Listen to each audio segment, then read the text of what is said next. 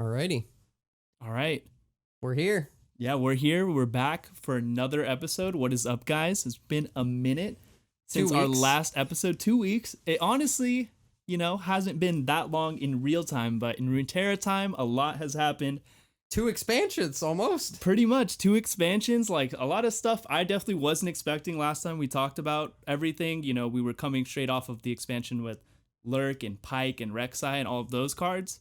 And just a week later, it felt like 2 weeks maybe, we got a whole new batch of cards, 2 new champions. I wasn't expecting 2 as we got last time with the Aphelios one.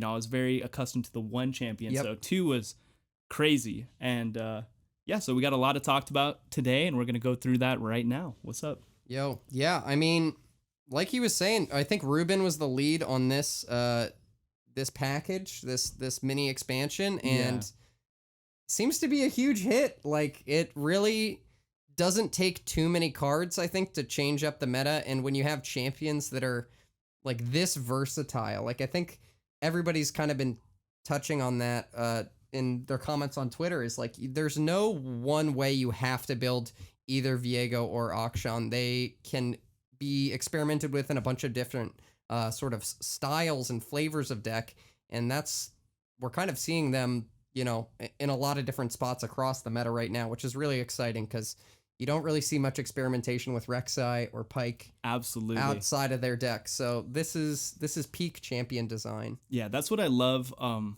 when I've seen Ruben have his like hands in a champion. Is he definitely is like a deck builder at heart, and you see that when he makes a champ. And like, I hate when a champ is kind of like pigeonholed to one type of archetype or whatever, and you can't really experiment with it. And that is not the case here. As we've seen with Action, he's in like 20 different decks. Same with Viego. So many different ways to build them. Hard to even tell sometimes what's the best one. That's how like universal these champions are. It's really great to see. Yeah, I will say I was experimenting a bit with Viego, and I think shout out to Aneda, another streamer. He gave me like a Freljord SI version with Viego. Yeah.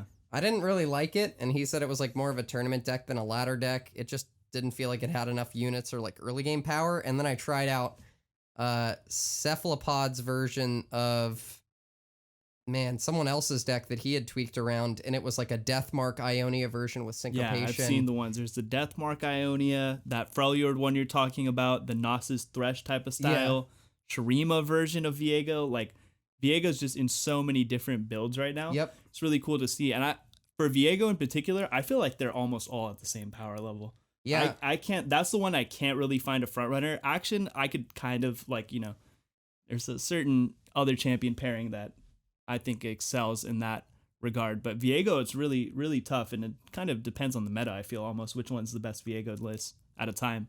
Yeah. I think he's also like feels balanced. I mean, he feels extremely strong in late game decks, but in the decks that he's in, they all have a similar sort of weakness. Maybe not as much the Ionia version with its access to lifesteal, but typically I think that aggro early game decks can do well into his style of deck. So he doesn't feel too overpowered or too warping to the meta. Akshan, on the other hand, I mean, amazingly designed. Somebody called him the Zoe of Shurima, which I really love. Definitely see that. Yeah. Because I love Zoe's design, but his power level is maybe just in the current state of the meta, it seems to be on the upper end for sure. Definitely on the upper end. Like I was alluding to before, just pairing Action with Sivir is just really crazy. It's definitely a really crazy combination. And I think that's like, the best way to build him. But even within that, Action Sivir, because they're both in the same region, obviously have the pairing with Ionia, but then also there's this Targon pairing that I've seen as well, which doesn't seem too bad. I mean, I think it's like meta specific. Like for sure, I think the Ionia one's like the strongest variant of that list right now. But if some of the Ionia cards in particular get tweaked when that deck gets hit, which it will, I could see that Targon one being like a good second step for that deck. Who's the champ pairing in that deck? It's same champ pairing. Oh, so do they just splash for like Hush? They go Hush and Chip. Yep. And like some of these ground slams. Okay. It's Nice. a pretty little nice more one. mid-range control tools Yeah, a little exactly. bit. Yeah, it goes a little bit longer, and then just has like a couple more, those Targon tricks that can be pretty divisive for sure. But yeah, I mean, right now it feels like that deck doesn't have any bad matchups. It really doesn't. Like, so me myself, I've been exploiting some elusives in this meta. I think it's Elusive no secret abuser. to people that are people that are familiar with me know I've been abusing elusives on the ladder. And even that, like, I think I had a good matchup into that deck, but because of the regions that they're in, like, you just splash in a certain cards in particular and you just cover those matchups. So it's crazy that I think what went from a bad matchup, like now they splash in certain cards and they cover that matchup without even sacrificing anything on their end. They already want Young Witch for the flurry activation. And Absolutely. The Ghost just turns out to be a crazy play with like the Spell Shield combination. And if you have leveled Sivir already, it's pretty insane because you really can't react to it with the leveled Sivir. The whole board is already there, elusive. You can't interact with it. It's pretty nutty.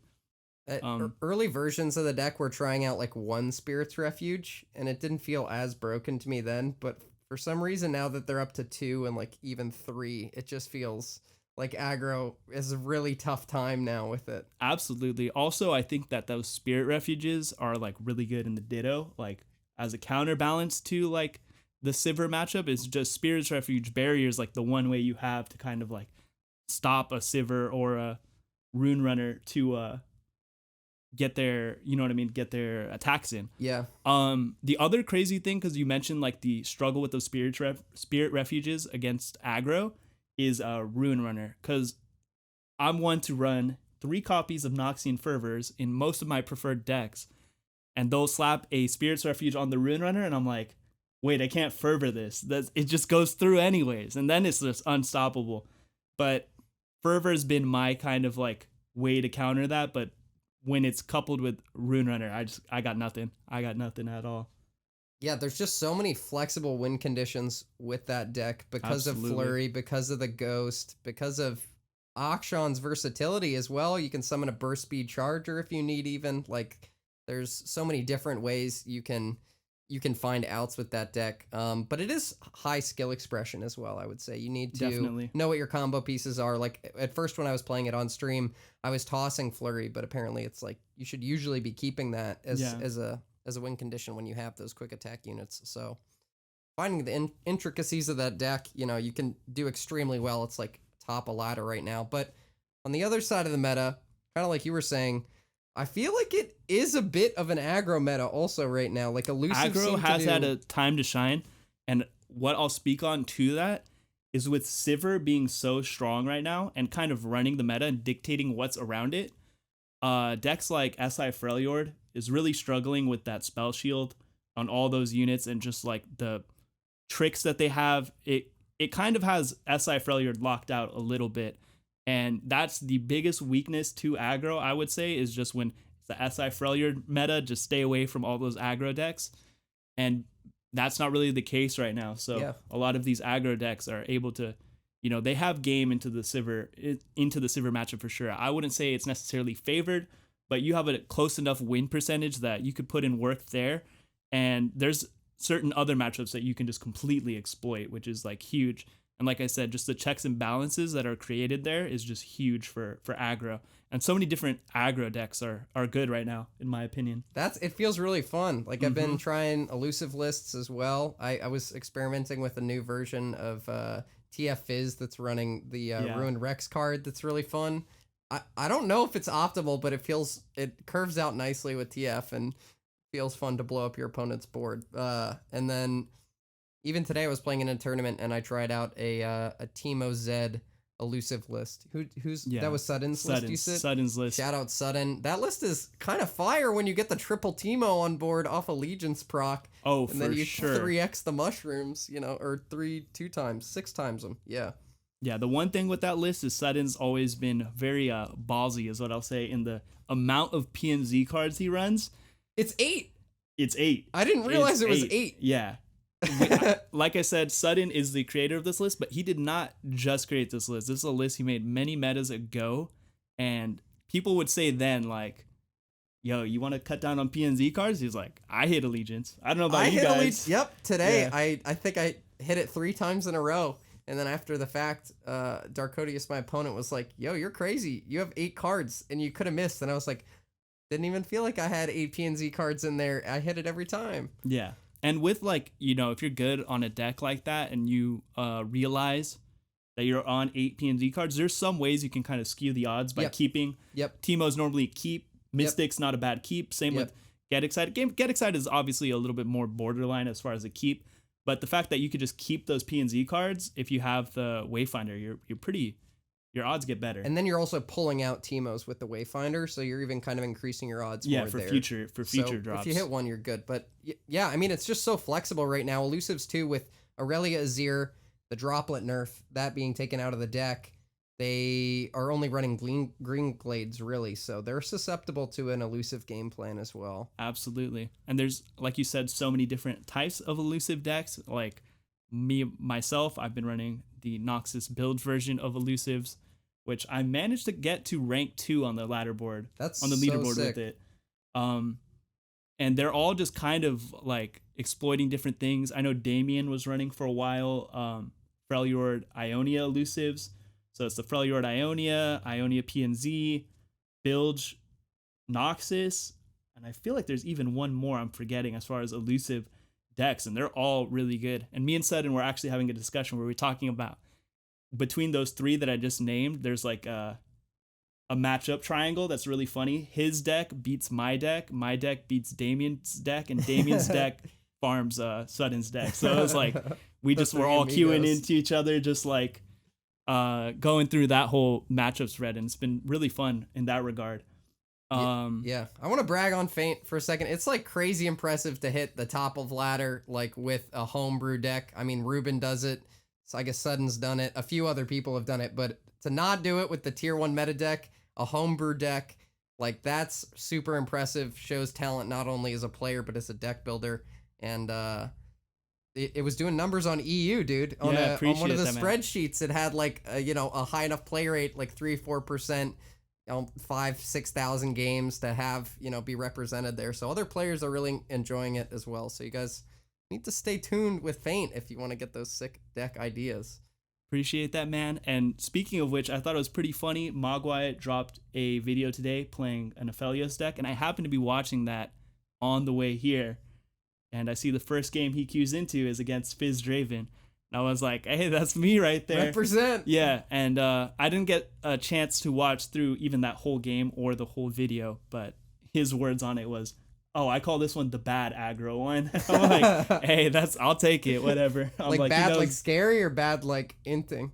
Yeah, like inting, I think. I don't know what he was comparing it to, but I'm like, hey, you're playing Aphelios. Yeah, that's probably not my matchup, but it's just cool to see like when players recognize the deck and recognize where it came from and stuff. That's pretty cool.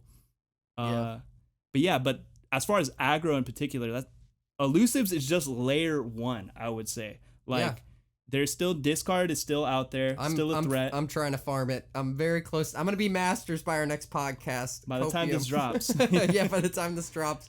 Sitting D1, but Pirate's still doing its thing as well. And another sleeper that I would say, I don't know if you guys are familiar with Michael. I know you know Michael. He's a streamer player. He's been running his version of like old school just burn aggro. Old school burn aggro.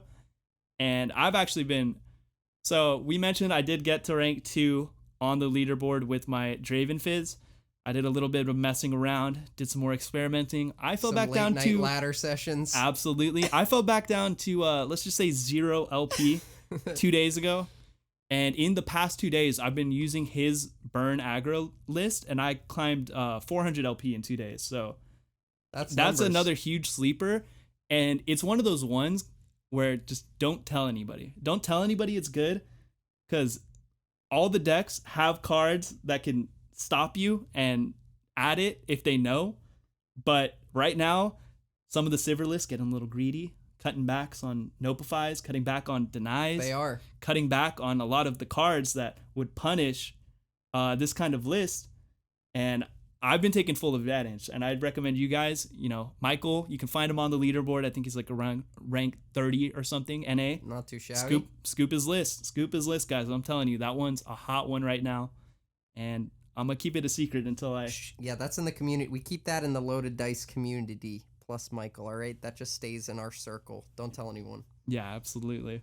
But, so, yeah, we've had a new expansion, and now another new expansion.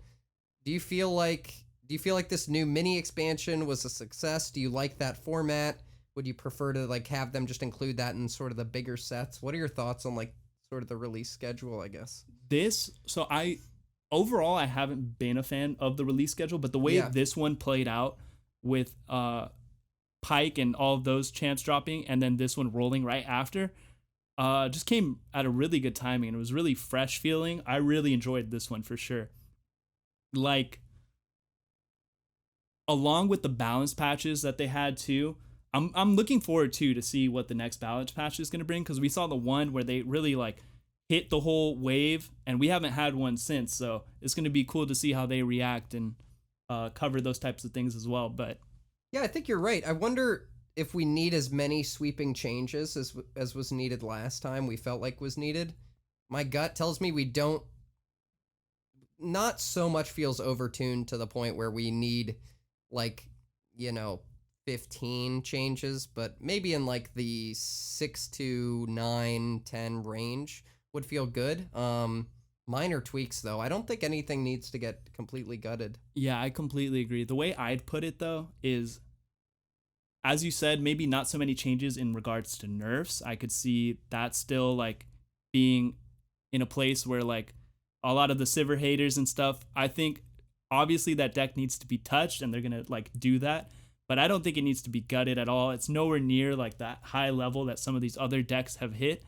And one thing I've said in the past, because Fizz Draven, this isn't the first time I played it, if Fizz Draven is good, in my opinion, that means the meta is pretty balanced, because like it's a good benchmark of like, if this deck is good, then everything is like probably around that level and it's pretty healthy. But the other thing I was going to say is I could still for sure see buffs. There's still a lot of cards that, maybe some of the ones that were even introduced in this expansion that didn't hit the mark that people were expecting. And I could see a lot of buffs just sweeping through again. So I don't necessarily want to see them completely go like quiet on this one. I think they could still get away with trying to tune up some of the lower end cards and keep it fresh that way. But as far as nerfs, yeah, I think the game's in a really good place right now as far as overall power level of the decks. Yeah, I would totally agree. Like, we're seeing Twin, just like Ionia meta now, going back, reverting a change, and you could be doing that in other regions as well. Yeah. And bringing those to the forefront. I think if you're going to mess with the Sivir deck, like, you could just even revert the change you made to her level up even. That would feel a little bit different, because that level up is just such a high, like, a high percentage of the win condition is getting her to level and just filling the board with elusive spell shield units or double attacks. So something along those lines I think would be good. Absolutely. A card that I think is sick that you've been using is Ruined Reckoner. Ruined Reckoner is crazy. It's like 4 mana, 4/3, and it gives you a 0 mana slow spell. You can attack one more time with a unit in that round. Super cool to have access to that in Noxus. So the Fizz Draven deck, I used it to get Masters before that card existed. And as soon as I saw that card on release, I was like, that's an easy slot in right there. I'm already running 3 Thornblade. You Thornblade a Fizz for 7, you're going for a 14 damage swing with that. And with like, if you have something like Draven Axes, they can't even stop it. So that card's super crazy. I've actually been slotting in Riven to that deck because, with just a bunch of other elusives, the one thing that my deck is susceptible to is like, if they just have elusive blockers, you can't really be going all in like that. And the blade fragments of just either granting it to one of your elusive units, because generally elusive blockers on the other end are going to have like 1 to 2 health max. Yeah, right. Like it's very negligible, the amount of damage they're able to block with that. And then Riven with the Reckoner is pretty cool too. You slap the blade on there, you get like a double attack for, that you know what I mean, 16 good, yeah. whatever.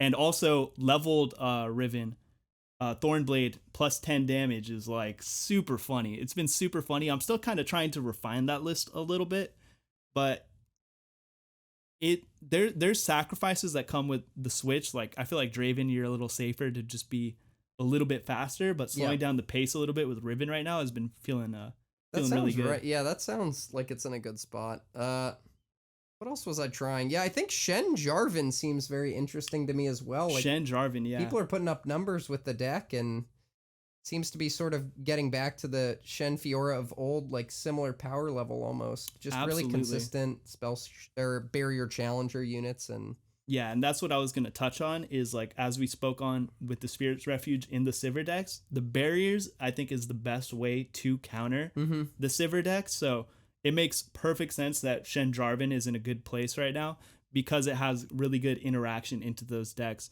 as well as just having like, you know, the normal good interactions through single combat and concerted that deck has is like, the deck's in a pretty crazy spot. I've also seen the past couple of days, BBG and some other players have been trying Fiora again, and stay dead, Fiora. No, don't come back from the grave. I'm happy you're gone. All I know is the couple times I've queued into it, they got me. That Fiora win con is a little bit spicy. Yeah. And it's pretty crazy with Young Witch. Young Witch being as good. That's the other card that actually with the 1 health buff, that is huge. But something like Fiora, where it's like sometimes you'll grant barrier on her and it's still a little risky because if they pop it, you only have 2 health. Right. But quick attack's a really good option a lot of the times. It curves out so nicely too, right? Absolutely. 1, 2, 3, and you just money. Dang. Yeah, that's one I hope stays dead.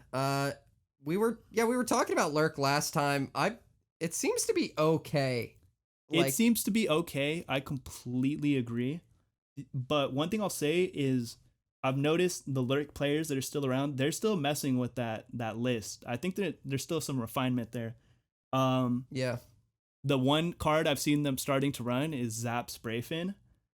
I don't know. I think they're either tutoring, you know what I mean, Bone Skewers or Call the Pack. And those are both pretty good hits if you can just reliably get this. I completely see that. So I'm like, maybe Lurk still got a little bit more fight left in them. Like, I like that too, because Zap is sort of like a form of burn in a way. I mean, it's like another part of the board that you can get access to. And I often felt like I was missing just a damage point or two from being able to close out a game with Lurk. So I like the play pattern of the deck, that meme. I think the play pattern of Lurk is cool. I think Pike Spell is like devastating. It's really good. So strong. But I think they need it maybe to have that like a little bit more consistency in the deck, because I think Rek'Sai is mostly underwhelming. I completely agree. I think a lot of the times I've said when I queue into that matchup, I'm like, it all just comes down to, are they going to get Pike Spell? Because if they don't get Pike Spell, you kind of just run them over in my, you know what I mean? Yeah. What I've seen in my playthroughs with it. But speaking of play patterns, that's something else I forgot to mention is that, or wasn't on my mind, Azir Aurelia has made a big comeback on the ladder. It was gone for a while. Yeah. But it's back now. The play rate is crazy.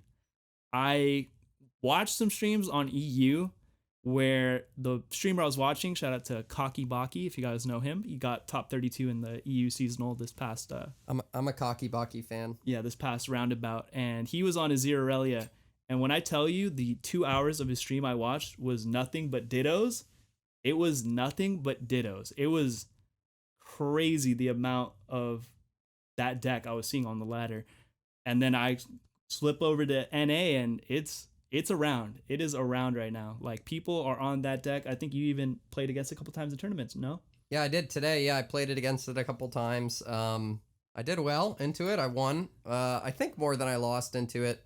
But even I was hearing Darkodia say he thinks, who plays the deck a lot and hit rank 1 with it, that he doesn't think it's the best deck for ladder climbing right now, but it seems to be just one that a lot of people are comfortable on from last season. Absolutely. And it seems like in this meta as well, like just a lot of comfort decks have come back into the fold as well, with like some buffs, Karma Ezreal, random Sedge GP, which used to be a very popular deck a lot of people are on. And as far as that comfortable factor, like, people are definitely comfortable with that list, and a ton of people are running it on the ladder. And if we're talking about that burn deck I was talking about, if you want to farm that matchup, that's the deck for you.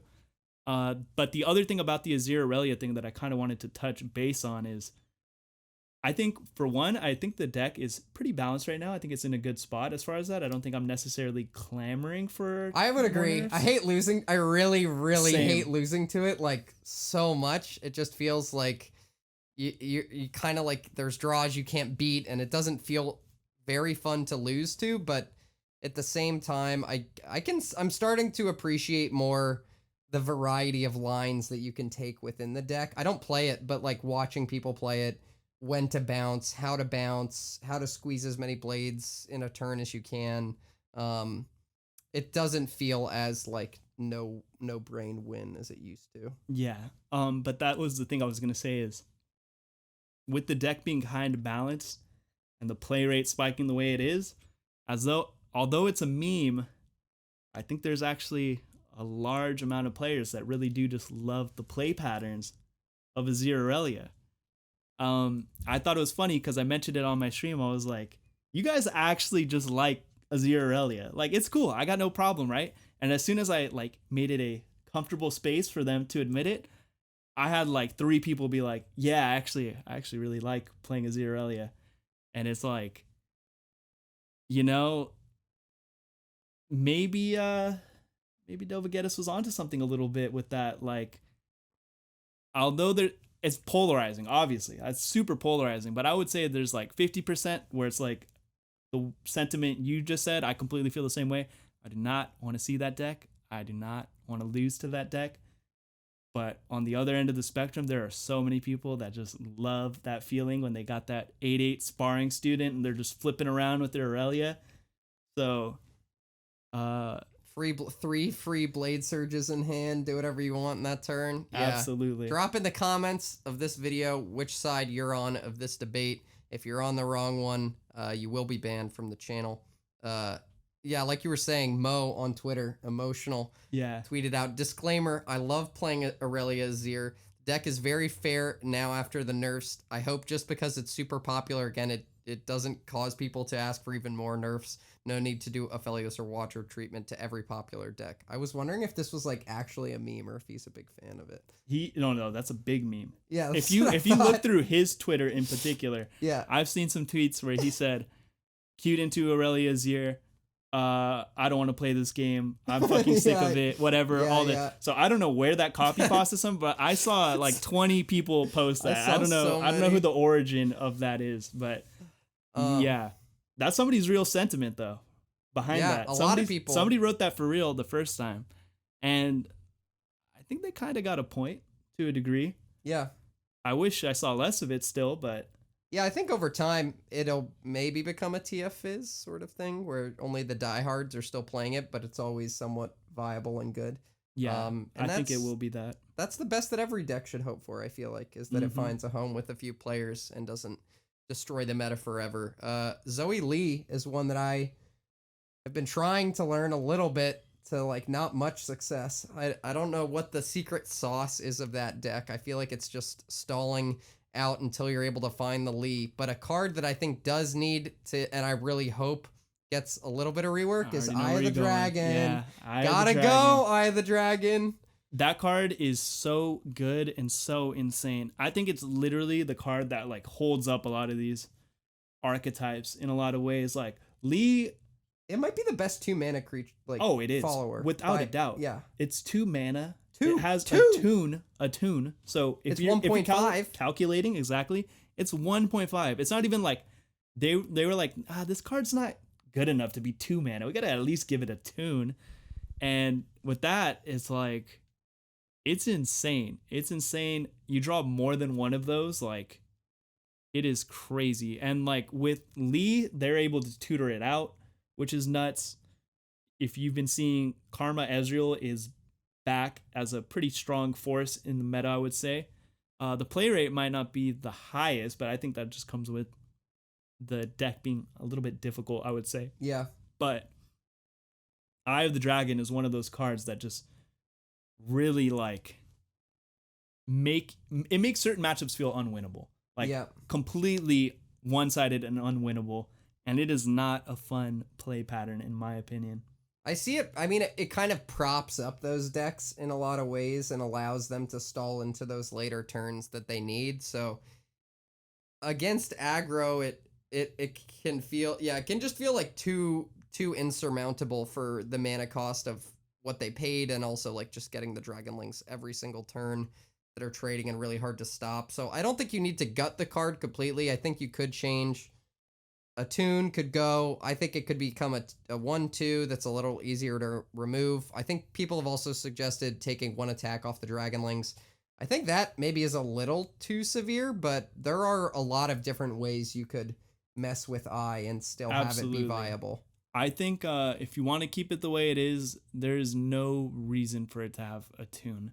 Mm-hmm. I think that's like the thing that's clearly like standout-ish as like, does it really need to like gain you tempo too? Like, it's pretty nuts. A lot of times they'll play Eye of the Dragon on 2, right? And now they suddenly have 2 mana, which opens them up to the newest, freshest Ionia trick, which is Twin Disciplines. Yep. And it's like, wow, they just dropped this card and I can't do anything. You rip a Get Excited into that and you're just going to get punished. It's like, yeah, it's pretty crazy how good that card is. And I would love to see some changes to it. And I think we're going to get them. Curious to just see which direction they are going to go into. I see 1/2 Dragonlings just seeming, it feels weird to me to imagine it on the board, but that's one way to go about it. There's tons of different approaches, but it's a card that needs to get hit for sure. Yeah, I hope it does. And speaking of not wanting things to get hit too much, my poor baby Targon has fallen by the wayside, is only getting splashed for Hush now, maybe a couple other cards, but it is no longer towering where it used to be, which is making me sad. Well, what you're talking about, it's like Hush is like one of the reasons to go for it. Yeah. And I'm talking about the top of the ladder, or the top of the meta kind of dictating what's below it. And all these spell shield units, you know, it makes it a little bit harder to use these Targon tricks effectively. Yep. So I'm not surprised to see it kind of taking a step back, like a deck that kind of has, in a way, I want to say somewhat similar play patterns to like Shen Jarvan is like the Targon Demacia. Yeah. With like the combat strikes and stuff. Yep. But without those barriers, that was like the whole way that you can kind of flow in this meta and not get just hard punished by spell shield.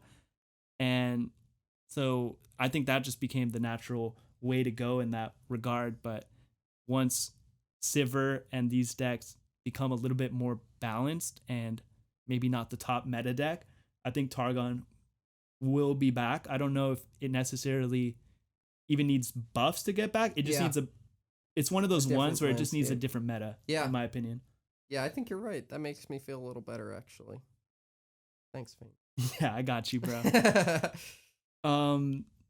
So wait, we have another champion coming out as well. Like, we do, pretty soon. We have new cards coming out. We have seasonals in what, 3-ish weeks or so, 3-4 weeks. Soon, it's coming fast for sure. But yeah, what you're talking about, I don't know if you guys saw, but if you look in the event timeline, or whatever word you want to use for it, Senna is going to be the next champion that is unveiled. And they kind of just snuck that in as like, well, you know, if you guys notice, you notice. And that's pretty exciting. I'm kind of curious to see what they do with Senna. I've heard some people mention that she could potentially be a Shadow Isles champion, which sounds kind of interesting to me. I was going to say, they didn't announce what region she's for yet. They didn't announce. So from what I heard, as far as the people that know League and know kind of more of the lore, it could obviously be Demacia or Shadow Isles. Apparently some lore of her and some interaction with Thresh could make her Shadow Isles champion. I'd like to see her in Demacia, I think. I think so too. I think Demacia needs some the lore, but love as far as champions. Yeah, we don't know the lore as much, so we don't, that side of it can't speak to, but in terms of like, I guess, flavor and just like what regions need what right now, a new champ would feel very welcome to Demacia. Yeah, absolutely. And I think it would kind of make sense too, as it hits the flavor of what they did with Cithria, where Cithria has the 3 different versions of a card in the same region. And you know, to just have a second Senna, I could see it maybe being some type of like, if they want to keep the thematics. Well, I don't know if this would technically be the ruined event, but a ruined Senna or something like that could be pretty cool. Yeah, yeah, yeah. Either way, we're getting new cards soon, and we got the tournament coming up as well. So everybody's winning right now. It's a good time for lore. I haven't had fun with this game like I've had this past couple expansions than I've had in a long time. I want to say like Bilgewater getting dropped around that time period. I would agree. Yeah, I'm a big Bilgewater fan, and I took a little bit of time away from streaming for some work stuff, and I came back and I was like, this is a learning curve. Like, I got to relearn so many things. Absolutely. Everything feels a little different, and that's a good spot to be in given the last meta we were in. It feels like we were rewarded for the patience and sticking it out, so that's awesome. I wanted to ask you, what's your favorite new card from the new set, man? I think that's an easy answer for me. I'm going to go with Ruined Reckoner. Yep. That card, it's crazy how one card could just make a deck feel so much more like whole. Like, literally, it's the thing I didn't know I needed, and as soon as I got it, I was like, oh, where have you been? What about you? I like the art and everything about Ruined Rex a lot, and I've been experimenting with it, but one card I have like appreciation for and I want to try out more is Scattered Pod, dude. That card is crazy. The flexibility of it, the enlightenment angle, there's just so many different things about it that make it super cool. 5/6 elusive potential, tutor draws, like based on spell speed, which we've never seen before. And it's crazy like how almost easy that is to work in for certain decks. If we're talking about Shen Jarvan like we were before, literally 100% rally tutor, that's pretty nuts. And if you don't need a rally, it can get you whatever else too. So it's like, to set it up in those ways, it is really strong. And it's gotten me messed up a couple times with that 10 mana turned to elusive. I'm like, shoot, wait, I can't attack anymore. Yeah. They got a blocker now. So that card is really good. And the flavor-wise, like you said, just being able to tutor based on spell speed and stuff is really interesting. Yeah, it doesn't feel, I mean, it's really strong, and it's in a arguably tier 1 deck, but it doesn't feel unfair, I would say, even playing. I've only played against it at this point, and I just think it's cool design. Invasive Hydrovine, super strong. That's kind of what holds Viego decks together, I would say. It's one of those ones where when people first saw it, they were like, 7 mana. 7 mana, get this out of here. Yeah. But when you play it, it's like, wait, what am I supposed to do now? Every turn for free, and they absolutely. get bigger? On drop too? Yeah. Holds it together with Viego. Yeah. So, yeah, a lot of new cool cards. A lot of awesome stuff happening right now in lore. I wanted to say thank you for coming through and casting with me on my tournament. We had a free entry tournament for all America Shard players. We had over almost 200 people register, 150 people played, and we had Random 7 take home the championship. Big shout out to Random. We'll be getting those games up on the channel if you want to check those out. But we'll be doing another one at the end of August. I will be posting some dates soon, so you can look forward to that. Yeah, man. But I appreciate you having me, man. That's been something I've been trying to jump in on, is more of the commentary side of the game. And that was really cool. It was a lot of fun. And like you said, man, you were pulling some numbers for that tournament. It's exciting stuff for sure. Excited for the future of your tournaments and just the home scene of tournaments today. I know you played an RCO today. Just all the different like tournaments that are really thriving right now. I think that just goes with the way that people can't get enough of the game right now. Yeah, it's super fun to be able to put them on, and like getting people involved who maybe don't play in tournaments all the time or maybe aren't masters, like having them have that first experience is absolutely. I mean, it's like gets you excited about the game, and you get to see some fun non-meta decks as well. But I mean, already speaking of the tournaments, we got a new tool from Riot in the game, which is best of 3 challenge with a built-in timer for tournament seasonal format. It's really new, and it is awesome. Like, it's so good. Exactly what we wanted in the grassroots scene. It makes things very clear cut in terms of like having time in game, and if you're trying to, most tournaments being run in the same format as seasonals, it just makes that, extremely nice. So going forward, it would be even cooler to add like customizable rules, change the timer, do a 2-deck no ban maybe sort of thing, but it's a good start. It's such a solid start, probably 95% of what everybody wanted anyway. So yeah, with my experience, that was the one thing I always found really clunky and didn't enjoy when I would delve into the tournament scene a little bit, and that was just having to go to that third client and set up ban, yeah, and the then go Runeterra back ban. in, and then it doesn't match maybe and then it's like what's the correct one, the deck list. Yeah, it was a little tricky. People who were dedicated were, used to doing it by that point, but also for new people it was like confusing to have to leave and then go back and put in. Absolutely. So this makes it all streamlined and clean, and I hope they keep working on improvements in that area in the future, because it super, super awesome, and we're all benefiting from it already. So we kind of touched on this already, but we're going to be getting a new balance patch that we're going to play on before seasonals. Is there anything that you really would like to see included in there? Maybe 1 or 2 ideas. Yeah, it's interesting because I'm trying to think as far as like region representation, and I feel like each region is kind of in a good place overall. Mostly, I think like the thing that they needed to touch on, and they kind of did, is like there's those staple identity cards that were maybe like lacking in certain regions, where like Make It Rain is back to its glory, makes Sedge GP and so many other build decks kind of back to where they were. Twins has become that card for Ionia as far as like the key tool. Mystic Shot's always been that for PNZ. Noxus, I don't know if they necessarily have like that identity card. I might go like Fervor or something. Yeah, depending on the Decimate deck. Maybe even. I wouldn't say so, but they are pretty balanced overall. Yeah. I think they're in a good place. I don't think they necessarily need some touches. Targon's been Hush. So, and I feel like for Freljord, it's been Troll Chant generally. As a card for that region.